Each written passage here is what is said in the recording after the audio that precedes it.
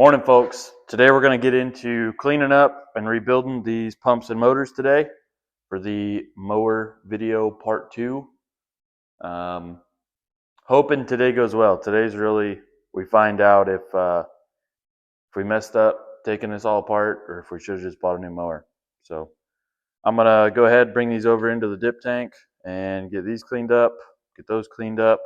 Then we'll go ahead and get these torn apart, cleaned up, resealed. Don't mind my gremlin parts washer here in the gremlin room. This is a unfinished bathroom here in the shop that I've been meaning to finish.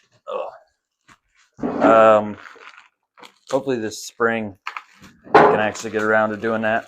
So what I run here in the parts washer is just odorless mineral spirits. It works fairly well, but I'm sure all 7 people that watch this video probably know, but buy stuff off Marketplace. You don't need any of this junk brand new. I paid like $50 for this parts washer. Almost any nice tool you see that I have acquired in some way, shape, or form, usually via Facebook Marketplace. Oh, shoot. Oh, I did also buy a seal to go around this, so this stuff doesn't evaporate out as quickly. All right, let me go grab some power and a pump. Really, not enough. How many gallons you gotta put in this damn thing? I'm gonna need like 700 gallons. Oh well, we move on, I guess. So I get a little cup and just pour it on there, or do I just soak everything? Well, I guess I pull the shelf back out. I'll just soak everything, I guess. Drive motors are heavy.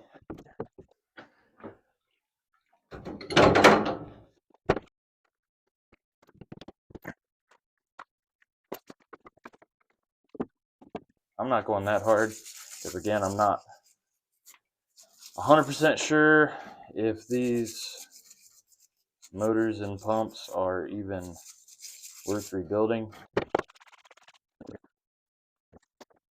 Alright guys, now that we got these pumps cleaned up, I'm just going to go ahead and do a little inspection to see what we're working with here. You can see on this pump, see how the output shaft seal's pushed out a little bit? So that could have been a little bit of our leak. This output shaft seal, focus, it's pretty rough, as you can see. Got a lot of splitting and whatnot. As far as the rest of it goes, we just have our plates stack up. Hey guys, I got you on the GoPro right now, but we're going through the torque motor service procedure. So this is the actual Parker manual. So what I'm going through looking for right now is, okay, section we're going through right here, disassembly and inspection. Basically it says read the manual first, clean it up, make sure you got all the stuff, drain the fluid, blah, blah, blah, all that jazz. This is important. Never steam or high pressure wash hydraulic components. Do not use force or abuse closely fitted parts. There's a lot of stuff in here that needs to fit in a very particular way. If these motors don't want to go together, or the pumps for that matter, it means something's not right. Don't just send the bolts home. Give you a V so you know how to put it all back together. I'm gonna read through this here, get my procedure, and then chuck it up in the vise. I guess we will begin tearing this puppy down. All right, this will be going through start to finish, how to rebuild one of these. So first off, we're gonna pull the pressure fittings off. Then we are going to go ahead and pull all these bolts out. Mark how this all goes back together. So I'm gonna go ahead and draw a triangle on this. In the center of that triangle, I'm also gonna take and center punch each piece. Nice dots all the way down.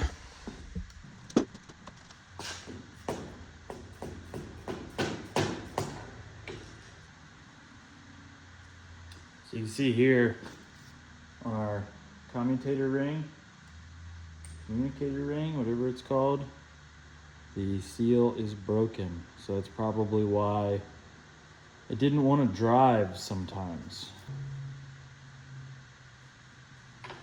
Take all this apart. All this looks fairly good. Let me get these.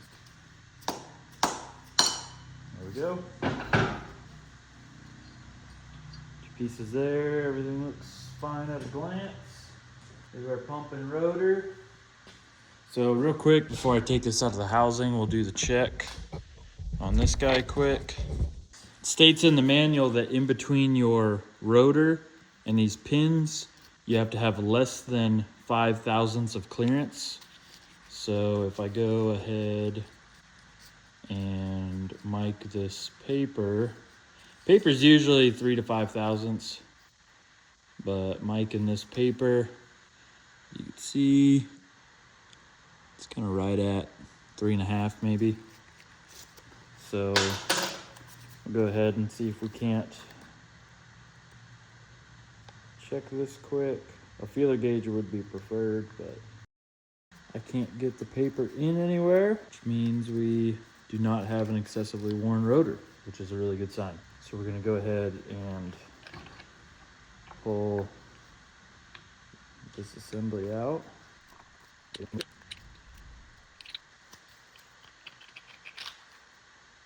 There's the drive shaft, the pump. Pump feels really, really good. And you can see we have our thrust bearing there. And we have the bottom thrust plate. So far everything looks really good. So then inside here we have just the power shaft, jack shaft, whatever they call it in there. We have our thrust bearing for the actual shaft, O-ring there. So we'll go ahead, grab that O-ring out. We'll be replacing it. Now we'll go ahead and pull out the actual shaft itself. Just slides up and out. So we'll do a quick inspection on this guy. 3 main spots you want to look at on here. First spot you want to look at is right here, where it rides on the main Torrington bearing. I don't have any lip or anything there. The second spot is right here, where it rides on the output side bearing, Torrington bearing in there. It is greased, it is not oiled via the hydraulic oil. No major lip there. Second spot is right here. Just a touch of a clipping right there. So you can see just a wee bit of a ridge. And then, well, kind of the third spot is down here where the output shaft seal, dust and dirt seal lays, which it feels really good. We don't have anything there. So they call out in the manual that you are not allowed to have any wear spots on the shaft worse than 20 thousandths. So if we measure here, we have 1 inch 400, maybe 399. So then if we go right on where that seal sits, about 5 under.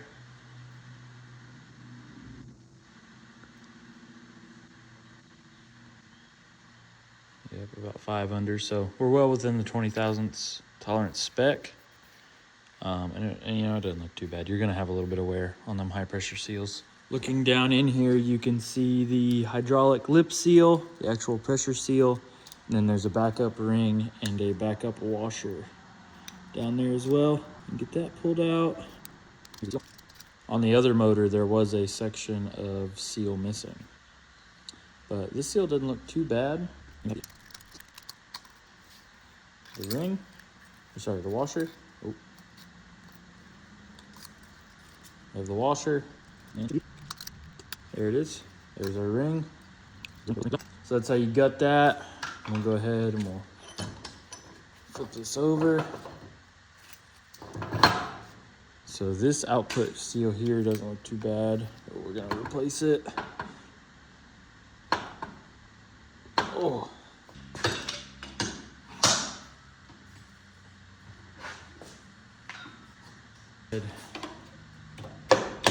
There we go. There's the dust and dirt seal. We're gonna be replacing that. See, this is old grease down inside here. So let's get all that cleaned up quick.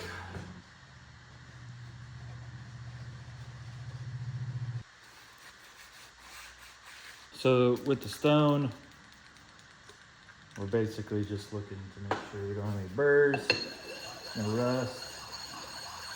Good there after a quick stone. You'll see whenever you're stoning things, just trying to figure out if they have, trying to figure out if they're flat or not. You'll see spots where the stone starts grabbing. As long as it looks nice and consistent, they're usually pretty good. So your reseal kit comes with new grease. This is a mobile monolith, I think, something grease. So this outer bearing here does not have hydraulic fluid in it. So you have to make sure that it is well greased.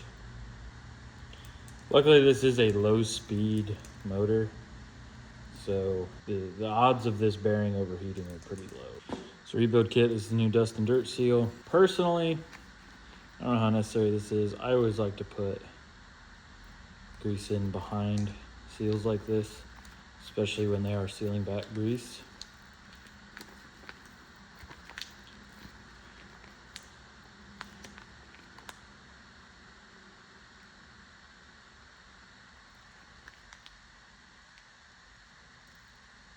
Grab you a socket, seal driver, or whatever flavor of thing you use to drive seals.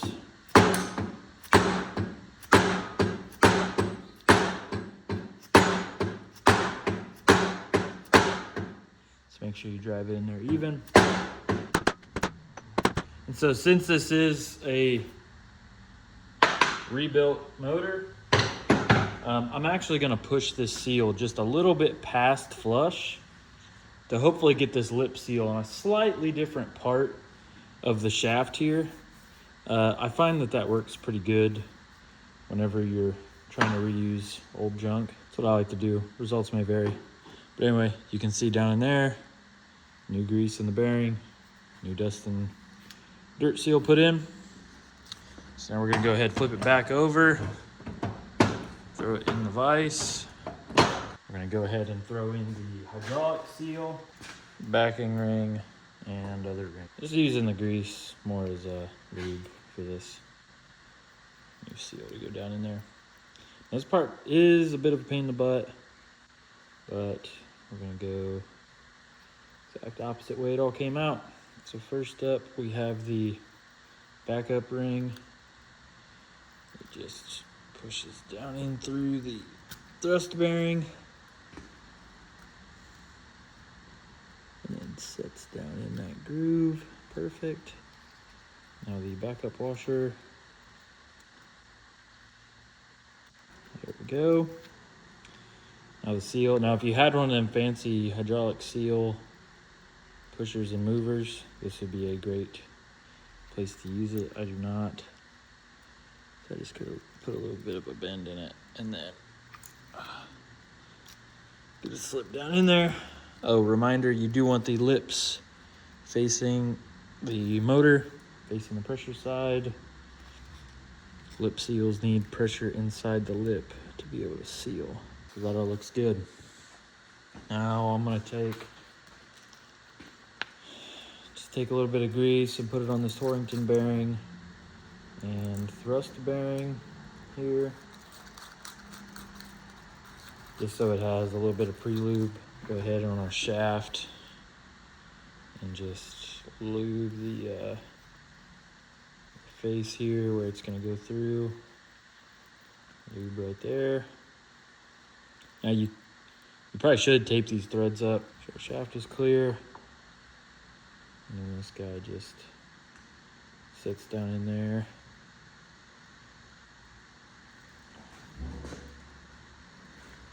Give it a little bit of a spin as you're pushing in.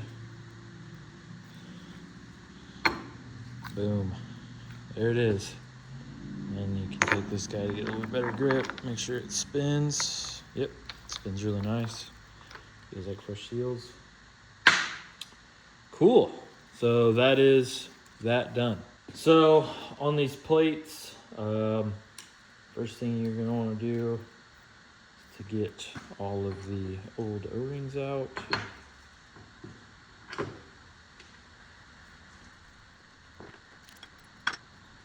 There we go. All the old O-rings are out. Now I'm just gonna take my stone here and just hit each piece here with the stone. Just verify I don't have any burrs or anything weird like that. That all looks really good. Looks great. And again, while you're doing this, you're just looking for bright spots where the stone favors to hit. So like right here, see how it's all kind of the same matte, color? That's a really good sign that you don't have any high spots. Same thing there. No high spots. So yeah, if you can see right there, a little bit. You can see how it's just a little bit shinier than the other side. So that's how you know you have a little bit of a high spot. Side, same thing. You can see that bright spot right there. And that's right when I center punched it. So you can see it a little bit, but cleaned up well. So it's good there. Go ahead.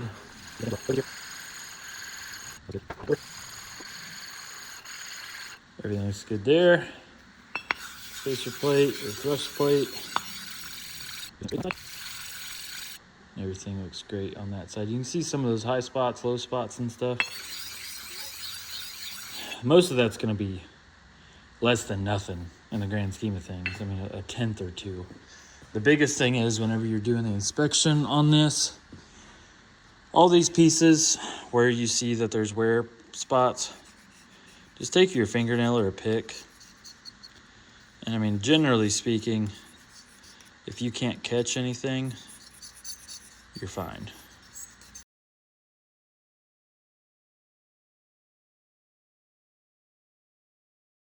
All right, guys, there's everything cleaned off. We'll just go over this rotor quick. What we're looking for on this rotor is just any spots. We're just looking for any spots that have any galling, any real bad scratches, anything like that. You're gonna see some horizontal, in this case, lines. That's fine usually, for the most part. Any lines that go vertically in this plane is generally a bad sign. You're also going to want to look at the ends here and look for any scoring there. I can tell this is a used rotor, but for the most part it looks fine. Looks really good. Also, you're going to want to look at the splines there on the inside, make sure none of those are chunked out, looking weird. There's a little bit of wear on these.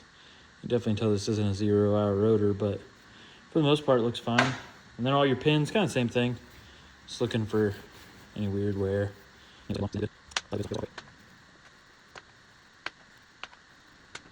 All this stuff's ready to put back in. Move our camera. Pretty easy. Just grab all your new O-rings. And down. So first here, make sure this is clean.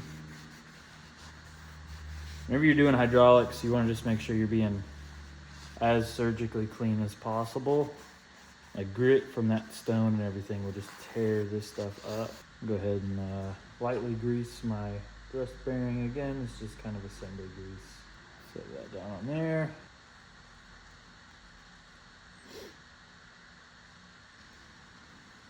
Look at all your... There it goes. Thrust bearing should sit pretty flush in this housing.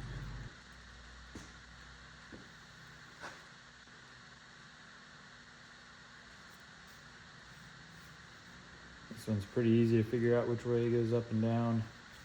Obviously your O-ring is going to go against the flat side there.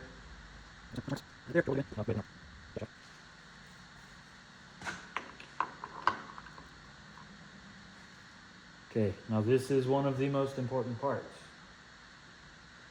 all of these have to go back in there. If you forget the rotor, this pump isn't going to do a whole lot. Again, this is not 100% necessary, but I think it just helps give all these parts a fighting chance before they get oil. So on this piece here, you have a counterbore side and then your keyed side. The keyed side goes up. Now this part here is a bit tricky. It's like holding onto a grease pig and trying to get it to go in a doorway. So you have to line up the rotor and all of its pieces. Again, you never want to force this stuff. If it's not going, that means you're doing something wrong. It all came apart.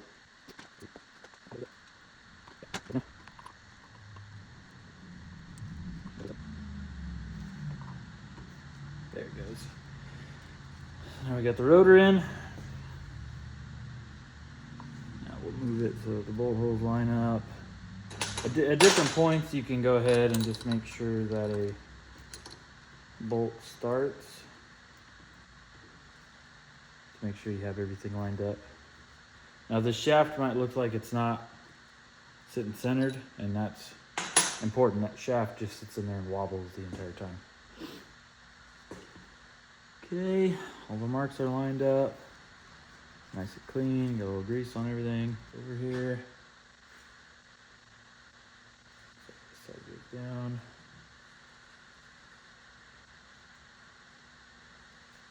Make sure you're not rolling these O-rings when you're putting them in. So that side goes down. Find our center punch marks. Line all those up. Make sure our bolt holes line up. Again, it is good to check it with a bolt, and kind of in between every stage, it makes the last part a lot easier.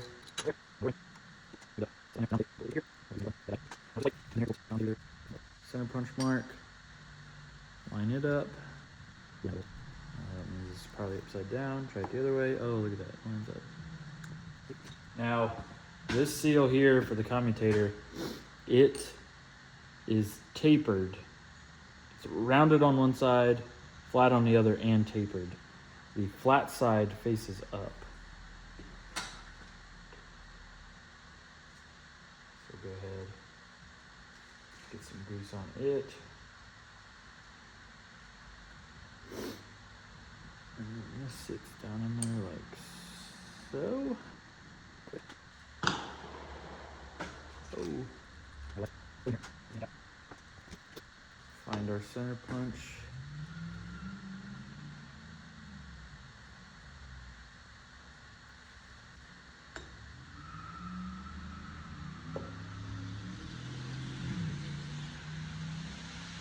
I think somebody might have just got shot across the street. Anyway, line all that up. Make sure your bolts start. All these bolts get torqued between 50 and 55 foot-pounds.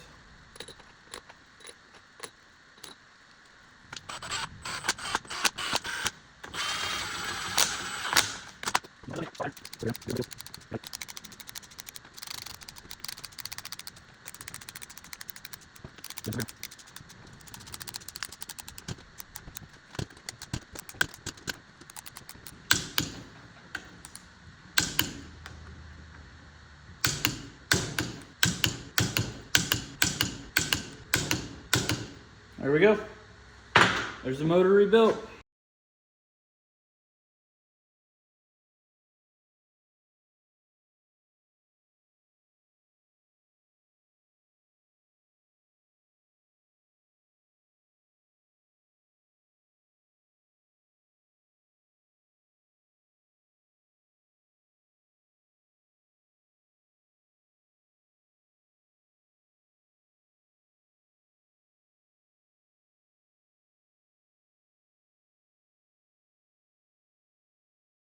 All right, guys, that's a motor rebuilt. Got both of them rebuilt there, as you can tell. These are now ready to throw back in the mower. So now what we're gonna go ahead and do in the next video, we'll go ahead and rebuild these pumps, nice and tight, leak free, hopefully for another lot of years of service. Luckily, these motors were in good shape internally. They just had some bad seals. The reason that one of the dust and dirt seals were pushed out is because that internal lip seal was bad, and I think that's where a majority of the leaks were coming from. But luckily, again, we're money ahead on rebuilding these. Like I said earlier, new motors would have been, thousands of dollars, and luckily we were able to get away with just a $110, $130 reseal kit on these. So yeah, like I said, in the next video we'll go through rebuilding the pumps. Stay tuned, guys. It'll probably be out in a week or so.